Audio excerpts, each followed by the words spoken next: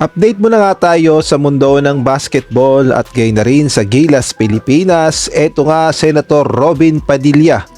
Tutol at sagot ay no sa pagiging naturalized player ni Elizabeth Means. Bakit kaya? Samantalang si Arvin Tolentino nagparamdam na gustong bumalik ng Gilas Pilipinas. Ngunit bago tayo magpatuloy, pakipindot naman ang like, subscribe at ang notification bell para updated ka sa susunod kong i-upload. Alam naman nating lahat na itong si Elizabeth Means ang candidate sa naturalization upang maging ganap ng naturalized player ng ating Gilas Pilipinas Women at nilalakad na nga ang kanyang papeles sa Senado. Kaya nga lang sa nangyaring botohan sa Senado ay hindi nga umaten itong si Elizabeth Means at ayon nga sa report ay nagkaroon daw ng emergency sa Amerika. Ngunit natuloy pa rin naman ang botohan ng mga senador.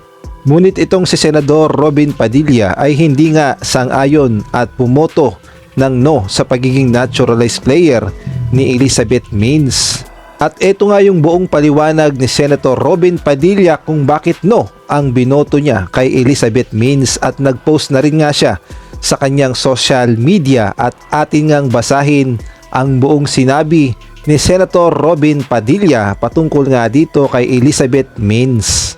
Ang sabi nga ni Senator Robin Padilla, ito ang aking itsura pagkaboto ko ng no sa pagbibigay ng Filipino citizenship sa isang American girl dahil sa hindi pagsipot sa araw ng botohan.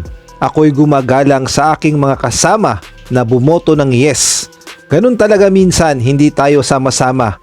Magkakahiwalay talaga lalo na sa usapin ng citizenship. Dagdag pa nga ni Senator Robin Padilla, may karanasan ako kasi diyan maraming beses na ako'y nagkaroon ng pagkakataon magpalit ng citizenship o magdual pero pinili ko maging Pilipino. Ang anak ko na nag-iisang lalaki na si Robin Hood Jr., pinili niya maging Australian citizen at bilang pinanganak doon, nag-aral, nag-asawa at nagpamilya na doon. Pinili niya ang buhay doon kaya napalayo na siya sa amin. Paano ko naman matatanggap ang excuse ng American girl na may emergency siya sa pamilya niya sa US of A kaya hindi siya nakadalo sa araw ng botohan? Ayaw ko magkumpara pero iba ang karanasan ko sa anak ko. Loyalty and allegiance is gold when you fight for it, whatever the cost. Nakita ko ito sa anak ko. Pasensya na po.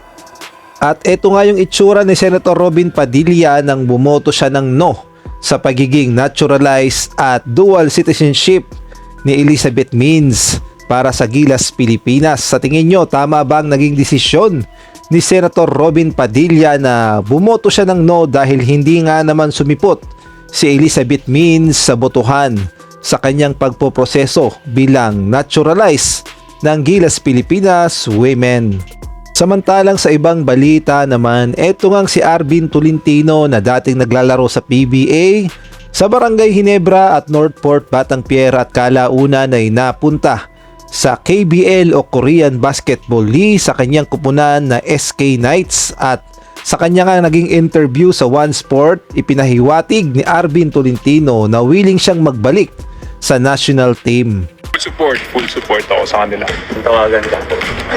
If I'm able, why not, di ba? I'll be ready. Yeah, it's an honor. It's actually a dream of mine to play for the national team.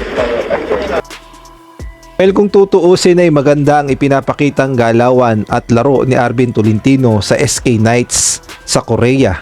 At sa tingin ko ay kailangan talaga siya ng ating national team sa Gilas Pilipinas dahil legit shooter itong si Arvin Tolentino at maaasahan ni Coach Tim Cone bilang forward at pwede ring small forward or point guard. Kaya naman sana ay mai-consider itong si Arvin Tolentino na muling makabalik para sa Gilas Pilipinas dahil nag-improve na siya at magagamit talaga sa Gilas Pilipinas.